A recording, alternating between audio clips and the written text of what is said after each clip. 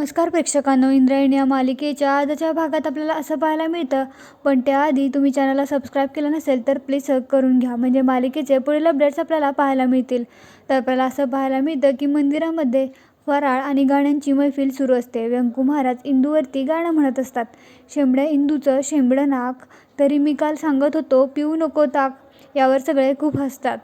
पुढे म्हणतात, नाकाला लावली चिमटेची तोटी, सोडायला लावली एकच गोटी.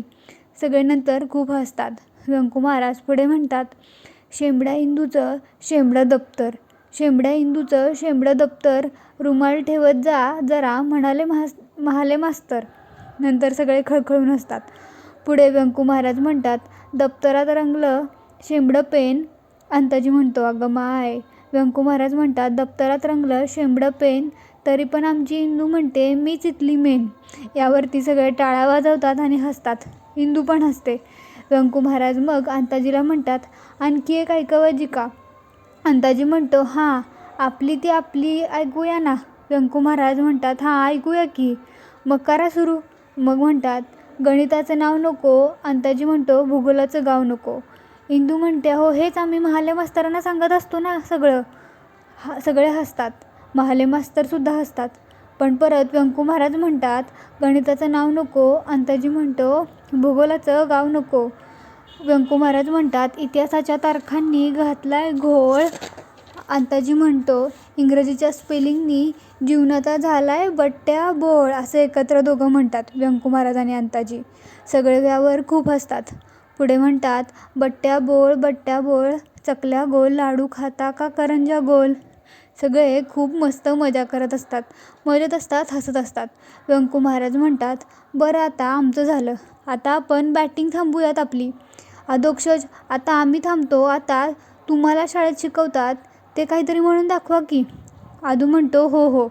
व्यंकू महाराज म्हणतात, मग आदू म्हणतो, दिन दिन दिवाळी, गाई म्हशी ओवाळी. व्यंकू महाराज म्हणतात, काय गं इंदू, गोपाळ, आता चालतं का हे? बरं असू दे आता म्हण. मग आदू परत म्हणतो, दिन दिन दिवाळी, गाई म्हशी ओवाळी. इंदू पुढे म्हणते, भुईवर रांगोळी, वर आकाश कंदील. पप्प्यामध्येच म्हणतो, मला 2 लाडू चकल्या चालतील अजून. यावरती सगळे खूप हसतात.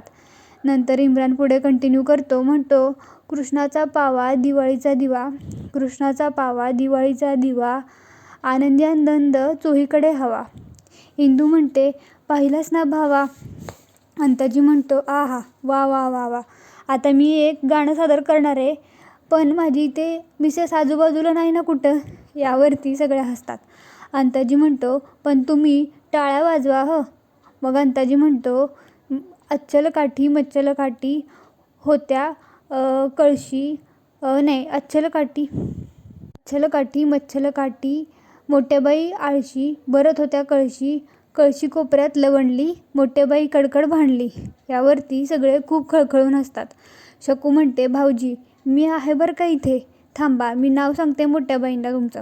अंताजी म्हणतो, नको नको बाई, असं काही करू नको, पाया पडतो तुझ्या. मग यावर सगळे खूप हसतात.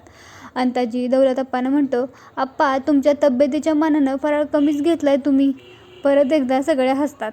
यावर अंताजी म्हणतो, वाडा वाडा, सगळ्यांना सगळं मिळणार, भरपूर खावा. नंतर विंजे आनंदीच्या खोलीत येतो इकडे. आनंदी त्याला म्हणते, जावई बापू जावयासारखे या, चोरासारखे नको. विंजे म्हणतो, मानलं सासूबाई, दरार आहे तुमचा, तुमच्या पाठीलाही डोळे आहेत. आनंदी म्हणते, तर म्हणून सांगते तुम्हाला, वाकडं पाऊल टाकू नका, नाहीतर या घरातून तुमची सुट्टी. विंजे म्हणतो, नाही सासूबाई, असं कधीच होणार नाही, खानदानी माणूस आहे आम्ही. अहो तुमचा आमच्यावर विश्वास नाही का हो? आनंदी म्हणते, विश्वास बसायला तसं वागावं लागतं. जाऊ द्या, बोला तुमचं काय काम आहे? विंजे म्हणतो, नाही बाहेर कमालच केली तुम्ही, म्हणजे बाहेर त्या पाठराखीणबाईंना बदलून काढायची संधी होती तुमच्याकडं, ती सोडून दिलीत. अहो बाउन्सरवर 6 मारण्याच्या ऐवजी सोडून दिला तुम्हीत. आनंदी म्हणते, का? मी काय सांगितलं होतं तुम्हाला, 50,000 कमवून आणणार आहे, आणि हे पहा तुमच्या चेहऱ्यावरतीच मूर्खपणा दिसतोय, लगेच विसरलात. विंजे म्हणतो, हो ते ना. आनंदी म्हणते, 1 महिना. 1 महिना देते तुम्हाला. 1 महिन्याच्या आत 50,000 रुपये कमवून नाही आणलेत ना, तर नंतर तुम्ही आणि तुमची पाठराखीण दोघींना पण सोडणार नाही. पुन्हा माती खाल तर मातीतच जाल. विंझे म्हणतो येतो आणि मग तो तिथून निघून जातो. इकडे इंदू मंदिरात झोपलेली असते. तिला कोणाचा तरी आवाज येतो, माऊली असा आवाज येतो तिच्या कानावरती. इंदू डोळे चोळत उठते आणि म्हणते कोण आहे. ती डोळे उघडते तर तिला विठू दिसतो. ती एकदम खुश होऊन म्हणते विठू, विठू अरे तू आलास. ए विठू पंढरपूरला आला ए. आणि ती खूप खुश होते. ती म्हणते थांब मी आदूला बोलावून आणते. आदू तुझी रोज आठवण काढत असतो. आपण आळंदीला किती मज्जा केली होती ना. मी पण येडी तुझ्याशी काय बोलत बसले. थांब मी आलेच. तू कुठे जायचं नाहीस. आदू आदू असं करत ती मंदिराच्या बाहेर पळत जाते. बघ कोण आलंय. आणि परत ती थांबते आणि मागे फिरून म्हणते थांब कुठे जाऊ नकोस. मी पण काय वेडी तुला फराळाचं विचारायचं विसरूनच गेले. तुला आमच्या शकुंतला काकींच्या हातचा फराळ खायचा आहे का. थांब मी आत्ता आणते. तू थांब मी आणते सगळ्यांना. तू कुठेही जाऊ नकोस. आणि मी सगळ्यांना सांगून येते की आमचा बेस्ट फ्रेंड विठू पंढरपूरकर आला आहे. सगळ्यांना बोलवून आणते. तू इथंच थांब असं म्हणत ती पळत वाढत जाते. आदू व्यंकू महाराज अशा हाका मारत वाढत जाते. नंतर ती हातात फराळाचं ताट घेऊन लगेच बाहेर येते. बघतो तर काय मंदिरामध्ये विठू नसतोच. ती त्याला हाका मारत असते विठू कुठं आहेस तू. विठू विठू अरे हे बघ मी तुझ्यासाठी फराळ आणलाय. विठू कुठं आहेस तू. तुझा पाय एका जागी थरतच नाही. विठू विठू अशा ती हाका मारत असते. नंतर ती झोपेतून हाक मारत असते कारण ते तिला स्वप्न पडलेलं असतं. गोपाळ तिच्या समोर बसलेला असतो. तो तिला उठवत असतो. म्हणतो इंदे इंदे अगं उठ ना. इंदू उठून बसते आणि म्हणते विठू. गोपाळ म्हणतो अरे असं काय बघतोस माझ्याकडे. ठिकाण्यावर आहे ना सगळं. काय बडबडतीये झोपेत. इंदू म्हणते मी झोपेत बडबडत होते. गोपाळ म्हणतो जरा नाही लय बडबडत होतीस. इंदू म्हणते तू का आलास रे इथं. तुझ्यामुळं माझा विठू पंढरपूरकर निघून गेला. त्यानं फराळ पण नाही घेतला. गोपाळ चिडून म्हणतो अय बिंडो काय आहेस का गं जरा. अगं पहाट झाली आहे उठ. आता स्वप्न बघत असशील तू. इंदू म्हणते स्वप्न असलं म्हणून काय झालं. आम्ही दोघं एकमेकांशी चांगलं बोलत होतो ना. त्याने फराळ पण नाही केला आणि तो कोणाला भेटला पण नाही. गोपाळ म्हणतो अगं काय बरळतीयेस. दिवाळीचे दिवस चालू आहेत ना. पहाट झाली आहे. मी पहाटे आवरून बसलो आहे. आता बाबा पण आवरतील आणि येतील मंदिरात लगेच दर्शनाला. तू पण जा आवर तुझं. उठ आवर लवकर. इंदू म्हणते आयो मायो मी विसरूनच गेले.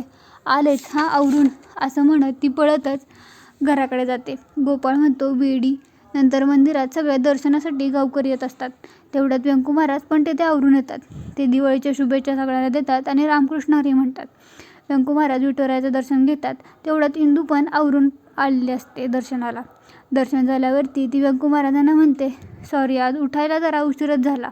व्यंकू महाराज हसतात. गोपाळसुद्धा हसतो.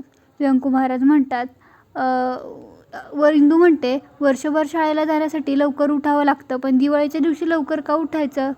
आता तुम्ही म्हणताय काहीतरी कारण असेलच ना. व्यंकू महाराज म्हणतात सांगतो ना सांगतो. तुला पडला ना प्रश्न चांगला आहे. अगं ज्ञानेश्वर माऊलींनी एका ओळीत असं म्हटलंय सूर्य अधिष्ठिली प्राची जगा राणेवरी प्रकाशाची तैशी श्रोतीय ज्ञानाची दिवाळी करी आता. म्हणजे काय इंदू. तर सूर्य जेव्हा जेव्हा क्षितिजावर प्रगट होतो त्या वेळेला सगळा आसमंत प्रकाशानं उजळून निघतो. आणि सूर्य त्याचं हे काम रोज करत असतो न कंटाळता. कुणीही न सांगता. तो कुणासाठीही थांबत नाही. पण रोज सूर्य आपल्या आधी उगवतो. आणि तसं पाहायला गेलं तर सूर्य उगवला तर सगळ्या जगाची रोज दिवाळी साजरी होते. जी दिवाळी साजरी करण्यासाठी 5 दिवस आपण रोज लवकर उठतो.